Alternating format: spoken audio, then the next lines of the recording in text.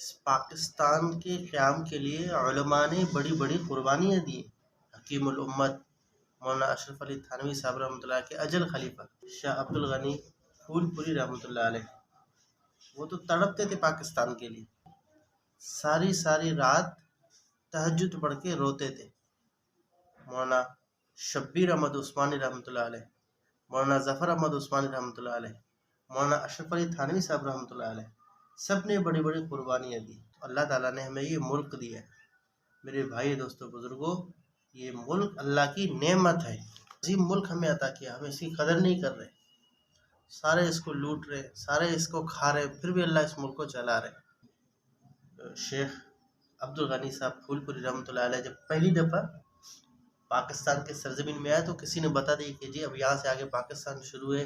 دیکھ کر کہا واہ واہ، پاکستان کی سرزمین میں مجھے تو کلمے کا نور نظر آ رہا ہے، کلمے کا نور ہے، اتنی نورانی کیفیت ہے. جب وہاں رہ کر چند دن واپس چلے گئے تو میرے بھائی دوستوں بزرگوں، ان کے اولاد نے انہیں کہا کہ آپ آبا و اجداد والا علاقہ ہمارا ہندوستان ہے، ممبئی چلتے ہیں، ادھر زندگی پہ بھروسہ نہیں ہے، آپ اگر فوت ہو گئے تو آپ کو وہیں پہ دفنائیں. تو انہوں نے فرمایا کہ ہندوستان کی طرف میں منہ کر کے پیشاب کرنا بھی پسند نہیں کرتا. اور کہتا اللہ شاہ بخاری رحمۃ اللہ علیہ کے بارے میں انہوں نے فرمایا کہ مسجد بننے میں اختلاف تو ہو سکتا ہے، لیکن اب جب مسجد بن جائے تو اس کی حفاظت اب ہم سب کے ذمہ ہے. حسین احمد مدنی صاحب رحمۃ اللہ علیہ انہوں نے فرمایا کہ ہے کہ ہم نے خبیث انگریزوں کو ہندوستان سے تو نکالا، پاکستان بننے کی ہم نے حمایت نہیں کی.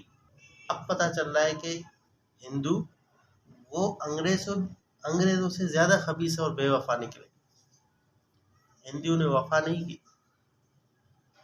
تو اللہ نے اسلامی ملک دیا ہے جہاں آزادی کے ساتھ ہم بول سکتے ہیں. کوئی خطیب مسجد میں کھڑے ہو کر آزادی کے ساتھ اپنا جو معافی ضمیر بیان کر سکتا ہے منبر پہ. باقی ممالک میں اس طرح بول نہیں سکتے، حکومت جو لکھ کے دے گا وہی بولے گا.